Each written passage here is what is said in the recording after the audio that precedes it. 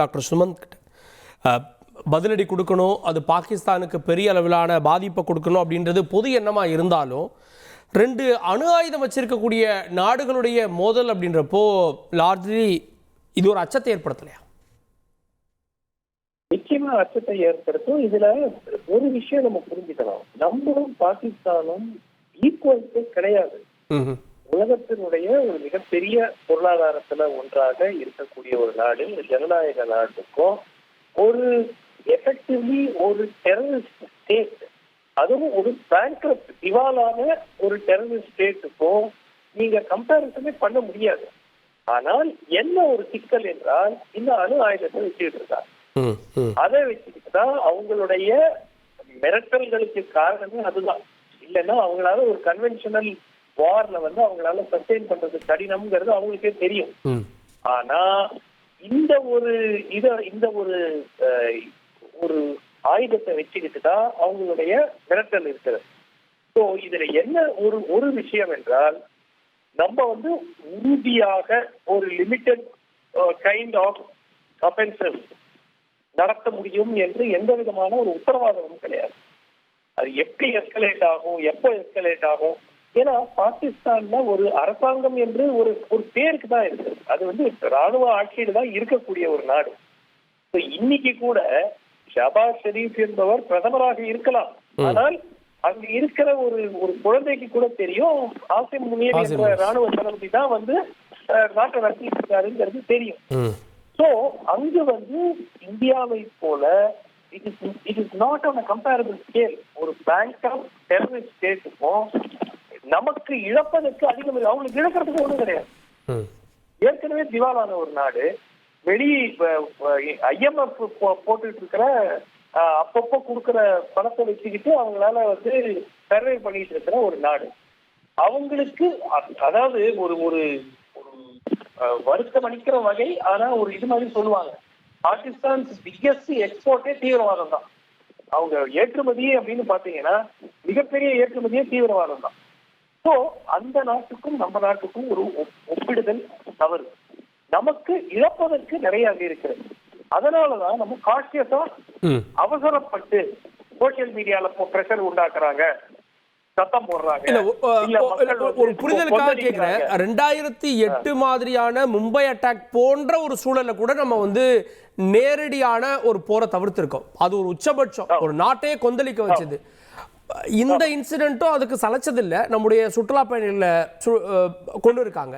அந்த இன்சிடென்ட்டுக்கே நம்ம போரை தவிர்த்திருக்கோம். இப்போ நம்ம போருக்கு போவோம் அப்படின்னு நினைக்க முடியுமா? அதுதான் போருக்கு போறதுங்கிறது ஒரு எக்ஸ்ட்ரீம் ஸ்டெப். அது ரொம்ப ரொம்ப ஒரு ரிஸ்க் இருக்கக்கூடிய ஒரு விஷயமா தான் நான் பாக்குறேன்.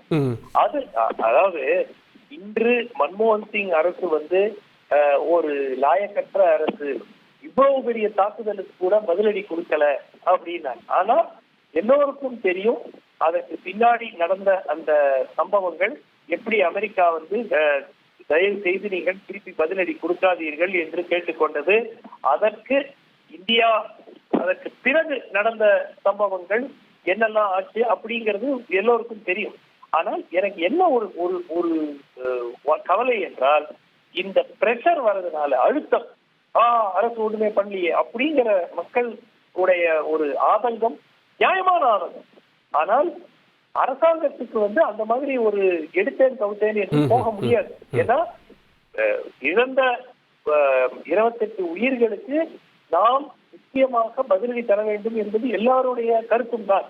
ஆனால் அதற்காக நூற்றுக்கணக்கான உயிர்களையோ ஆயிரக்கணக்கான உயிர்களையோ ஆபத்திலான ஒரு நிலையில் கொண்டு போகிறது சரியா என்று அரசாங்கம் யோசிக்க வேண்டும். அதனால அவ்வளவு ஈஸி டிசிஷன் கிடையாது. ஓகே, திரு தங்கவரதராஜன், ஒரு உணர்ச்சிகரமான சூழல்ல எடுக்கக்கூடிய முடிவா இது இருந்துடக்கூடாது அப்படின்ற பார்வையும் வெளிப்படுத்துறாங்க. போர் அப்படின்னு போயிட்டா திரு அருணன் சொன்ன மாதிரி தொடங்குச்சுன்னா இன்னைக்கு உக்ரைன் போர் 1000 நாளை கடந்து போயிட்டு இருக்கு. ஆனா பதிலடியும் கொடுக்கணும். ஒரு சிக்கலான சூழல் தான் மத்திய அரசுக்கு. என்ன முடிவெடுக்கும்? ஒரு விஷயத்த சொல்லணும். அதாவது உண்மைதான். அதாவது சில விஷயத்துல பாத்தீங்கன்னா உடனே போர் என்று சொன்னால் சில ஒரு எதிராளிக்கும் சில இழப்பு இருக்கு மறுக்க முடியாது. அதே சமயத்துல இது பழைய இந்தியா கிடையாது. நீங்க வந்து ரஷ்யா உக்ரைன் வார் என்று சொல்லலாம். நேரடியாக அமெரிக்கா போன்ற பல்வேறு நாடுகள் ரஷ்யாவுக்கு பாதி ஆதரவு என்று சொன்னால் உக்ரைனுக்கு பாதி ஆதரவு வந்தது. ஆனா இன்று அப்படி அல்ல. இன்று இந்தியா ராஜதந்திர வெளியுறவு கொள்கையால இன்றைக்கு பாகிஸ்தானை ஒட்டுமொத்தமாக தனிமைப்படுத்தி வச்சிருக்கு. ஒரு உதாரணம் சொல்றேன். நீங்க இன்றைக்கு வந்து தெரிக் தாலிபான் அமைப்பு இன்னைக்கு அவர்கள் இந்தியாவுக்கு ஆதரவு தெரிவிச்சிருக்காங்க. இதிலேருந்து புரிந்து கொள்ள முடியும் பாகிஸ்தான் ஒட்டுமொத்தமாக தனிமைப்படுத்துகின்றது. அதனால அதுக்கும் ரஷ்யா உக்ரைனுக்கும் வந்து இஸ்ரேலுக்கும் பாலஸ்தீனுக்கும் உள்ள இதாக பார்க்க முடியாது. இந்த ஒட்டுமொத்தமாக இன்று மத்திய அரசாங்கம் இந்த பாகிஸ்தானை தனிமைப்படுத்தி ஒன்று அணுகாது என்று சொன்னார். அதை எப்படி ஹேண்டில் பண்ண வேண்டும் என்பது மத்திய அரசாங்கம் அனைத்து கட்சிகளும் ஆதரவு தந்திருக்கின்றன. நிச்சயமாக அதை எப்படி ஹேண்டில் பண்ணணுங்கிறது நிச்சயமாக மத்திய அரசாங்கம் அது சரியா இருக்கும். ஒரு விஷயத்தை சொல்லிட்டு பாகிஸ்தானோடு பாருங்க, நீங்க சொன்னார் சுமன் ஒரு பாருங்க கார்கில் போறப்ப பாத்தீங்கன்னா எப்ப பார்த்தாலும் இந்த பாகிஸ்தானுக்கு என்ன வேணும்னா முதல்ல பயங்கரவாத ஆரம்பிச்சிருவான், முதல்ல போற ஆரம்பிச்சிருவான். ஆனா தோக்கிறவன் பாத்தீங்கன்னா நேரடியா அமெரிக்காட்ட ஓடிடுவான். ஓடி வந்து எனக்கு பாருங்க உடனே சமாதான பேச்சுக்கு அமெரிக்கா கூப்பிடுவாங்க, இந்திய நாட்டை பார்த்து வாங்கன்னு உடனே போவோம். இது ஒரு காலத்துல இருந்தது. நான் அரசியலாக குற்றச்சாட்டா வைக்கிறவர்கள் நேரம் இல்லை. அதுதான் வாஜ்பாய் அதே காலத்துல நம்ம வந்து வெற்றி காணுகின்ற நேரத்துல வந்து பாத்தீங்கன்னு சொன்னா அதே போன் அமெரிக்காவின் அதிபருக்கு வந்து அதான் வாஜ்பாய் சொன்னார். என்ன கேட்டார், உங்களை இருவரும் சமாதானப்படுத்த முயற்சி செய்து வாருங்கள். அப்பதான் வாஜ்பாய் சொன்னார், இந்த தேசத்துடைய ஒரு சொட்டு மண்ணை மீட்கின்ற கைப்பிடி மண்ணை நான் மீட்கின்ற வரை நான் வந்து அமெரிக்கா வர மாட்டேன், நான் அதை மண்ணை மீட்டு வந்த பிறகு நான் வருகிறேன் என்று சொன்னேன். அதேதான் இந்த மத்திய அரசாங்கம் வாஜ்பாய் அரசாங்கம் செய்தால் அதேதான் நரேந்திர மோடி அரசாங்கம் செய்யும். நான் ஒரு விஷயத்த சொல்லிடுறேன். காலிஸ்தான் பயங்கரவாதிகள்ல பல்வேறு என்ன பண்றாங்க, வெளிநாட்டுல போய் பதிக்கிறது, பதிக்கிட்டு இங்க வந்து தீவிரவாதத்தை இயங்குறது டாக்டர் உண்ணாவிரதத்தில் நினைத்தார்கள். ஆனால் மத்திய அரசாங்கம் வெளிப்படையாக சொல்ல முடியாது. இன்னைக்கு ஒரு முறைதான் பிரதமர் சொன்னார், நீ பயங்கரவாதிகள் எங்க வேணாலும் இருந்து நீ உன்னுடைய வேலையை செய்யலாம், உனக்கு யார் வேணாலும் ஆதரவு வைக்கலாம். ஆனால் ஒன்று, நீ எங்கே இருந்து ஏவரியோ அங்கே இருந்து குழி தோண்டு புதைக்க முடியும் சொன்னாரே நரேந்திர மோடி, நடந்துட்டு இருக்குதா இல்லையா சாட்சி. அதனால 140 கோடி மக்களுக்காக எந்த விஷயத்தையும் செய்யும். இந்த அண்ணன் தேசத்தை ஒரு எமோஷனலா, அதாவது உணர்ச்சி மட்டுமா இது பண்ண முடியாது. அதுலயே அக்கறை கொண்டு 140 மக்களுக்கு இருக்கிற நாடு, மிகப்பெரிய ஜனநாயக நாடு, உலக நாட்டுகளுக்கு வழிகாட்டக்கூடிய நாடு பொறுப்பாக இருந்து கொள்ளும். அதே சமயத்தில் இறையாண்மைக்கு சவால் என்று சொன்னால், தேசத்துக்கு சவால் என்று சொன்னால் அத்தனை விதமான உணர்வுகளுக்கும் உணர்ச்சிகளுக்கும் இந்த மண்ணினுடைய வீரத்துக்கு அடையாளமாக அதை வந்து செய்ய வேண்டியதான் சூழ்நிலை வரும். அதை மத்திய அரசாங்கம் ராஜேந்திர கேட்போம். திரு அருணன், பிரதமருடைய இன்றைய பேச்சு கற்பனையிலும் எட்டாத வகையில இந்த பதிலடி இருக்கும் அப்படின்றாரு. என்ன புரிஞ்சுக்க முடியுது அதுல இருந்து? இல்லை, நம்மளால் உடனடியாக அதுக்கு பதில் சொல்ல முடியாது. ஏன்னா அது ஒரு பொதுவான சொல், கற்பனைக்கு எட்ட முடியாத ஒரு பதிலடி என்பது. அது ஒரு கொடூரமான படுகொலை நடந்திருக்கு, அநியாயமாக 28 உயிர்கள் போயிருக்கு. ஆகவே அங்கே குற்றவாளிகள் தண்டிக்கப்படணும்னு அவங்க அந்த வாக்கியம் ரொம்ப முக்கியம். உலகின் எந்த மூலைக்கு சென்றாலும் அவர்களை நான் விட மாட்டேன். கரெக்ட். ஆகவே அந்த கொலையாளிகள் உலகின் எந்த மூலைக்கு சென்றாலும் அவர்களை விடக்கூடாது, அவர்களை ஆதரிக்கக்கூடிய சக்திகளையும் விடக்கூடாது. அதில் எந்த விதமான மாற்றம். ஆனால் அந்த பதிலடி என்பது கற்பனை கேட்டாதுன்னா அவர் மனசில் என்ன இருக்குது, அரசாங்கம் என்ன திட்டத்தோடு இருக்குது, இன்றைக்கு அனைத்து கட்சி கூட்டத்தில் அவங்க என்ன சொல்ல போகிறாங்க. இல்லை, அனைத்து கட்சி கூட்டத்தில் முழு ஒத்துழைப்பு வழங்குறதா எல்லா கட்சிகளும் அறிவிச்சிருக்கு, காங்கிரஸ் உட்பட மத்திய அரசு. அது பொது தானே கார்கே, அது பொதுவான விஷயம் தானே. பயங்கரவாதத்தை ஒடுக்குவதற்கு அரசு எடுக்கக்கூடிய நடவடிக்கைகளுக்கு நாங்கள் பொதுவாக ஒத்துழைப்பு தருகிறோம், அனைத்து வகையான ஒத்துழைப்பு அப்படின்னு ஒரு அநேகமாக ஒரு தீர்மானம் வந்திருக்கு. அதை அனைவரும் ஏற்றுக்கொண்டு அது நல்லது, அதெல்லாம் தேவை. பயங்கரவாதத்துக்கு எதிராக இந்தியா ஒன்றுபட்டு நிற்கிறது, அனைத்து அரசியல் கட்சிகளும் ஒன்றுபட்டு இருக்கிறோம் என்பது இந்த அனைத்து கட்சி கூட்டம் சுட்டி காண்பிக்கிறது. அதெல்லாம் சரிதான். பட் நீங்கள் கேட்குற அந்த கேள்வி நம்ம மனசுக்குள்ளேயும் மக்கள் மனசுலையும் இருக்கக்கூடிய கேள்வி. அது என்னன்னா கற்பனைக்கும் எட்டாத பதிலடி என்றால் அது எந்த அர்த்தம், அது எத்தகைய பதிலடி என்று அவங்களுக்குள்ள என்ன திட்டம் இருக்கு?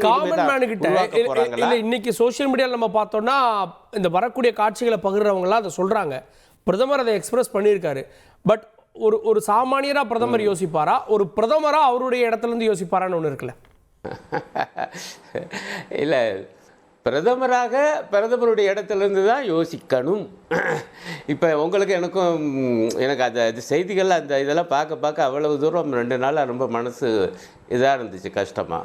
அப்போ நமக்கு நாம் பொதுவாக மனிதர்கள், சாதாரண மனிதர்கள் உணர்ச்சியால் ஆளப்படுகிறோம். உணர்ச்சியும் வேண்டும். மரக்கட்டையாக இருக்க முடியுமா? அவன் பாட்டுக்கு அடிப்பான பாட்டு பார்த்துக்கிட்டே இருக்கிறதா? அதல்ல. ஆனால் பிரதமர் என வரும் பொழுது உணர்ச்சியும் இருக்கணும். அதே நேரத்தில் அது அறிவுபூர்வமானதாக, யதார்த்தபூர்வமானதாக, தொலைநோக்கு பார்வை கொண்டதாக, சகல விஷயங்களையும் கணக்கில் எடுத்துக்கொண்ட முடிவாக இருக்க வேண்டும். அதுதானே பிரதமருக்குரிய அழகு. ஆகவே அந்த அடிப்படையில் தான் அவர் செயல்பட வேண்டும் என்று நான் கேட்டுக்கொள்கிறேன். இப்போ பாஜக நண்பர் ஒரு முக்கியமான விஷயத்தை பாஜக நண்பர் ஒரு முக்கியமான விஷயத்தை சொன்னார். இப்போ நாமெல்லாம் சொல்கிறோம்ல, ஐயா பாருங்க, உக்ரைன் ரஷ்யா அது முடிய மாட்டேங்குது, அப்புறம் இஸ்ரேல் பாலஸ்தீன் அப்படின்னா, அவர் அதுக்கு என்ன ஒரு இது சொல்கிறான்னா, உக்ரைனுக்கு அமெரிக்கா ஆதரவு தருதுங்க, அதனால அப்படின்னு. அது ஒரு உண்மை. அந்த மாதிரி பாகிஸ்தானுக்கு ஆதரவு வராது அமெரிக்காவிடமிருந்தோ அல்லது வேறு எந்த ஒரு நாட்டிடமிருந்தோ, முக்கியமான ஒரு நாட்டிடமிருந்தோ வராது. அந்த அளவுக்கு பாகிஸ்தான் தனிமைப்பட்டு நிற்கிறது என்பதை அவர் சுட்டி காண்பித்தார். அது எந்த அளவுக்கு யதார்த்தமாக போகுது? ஏன்னா நம்ம இந்த உலக நாடுகளெல்லாம் கார்க்கே என்னுடைய பட்டாரிகளிலிருந்து சொல்ல வர்றேன், நம்ப முடியாது. ரொம்ப நல்ல பிள்ளை மாதிரி பேசிக்கிட்டு இருப்பாங்க, திடீர்னு மாறுவாங்க. மறக்க முடியுமா 1971 அமெரிக்கா கப்பற்படையை நம்மக்கிட்ட அனுப்புனதை, இந்த பங்களாதேஷ் யுத்தத்தின் போது எவ்வளோ பெரிய எழுச்சி. அப்போ நான் மாணவனாக இருக்கேன், படிச்சுக்கிட்டு இருக்கேன். அவ்வளோ பெரிய கொந்தளிப்பு எங்களுக்கு நெஞ்சிலாம் ஏற்பட்டு, இங்கே ஒரு விவகாரம் அமெரிக்கா இது அங்கேருந்து இங்கே தலையிடுது, நீ அநியாயமாக இருக்குது.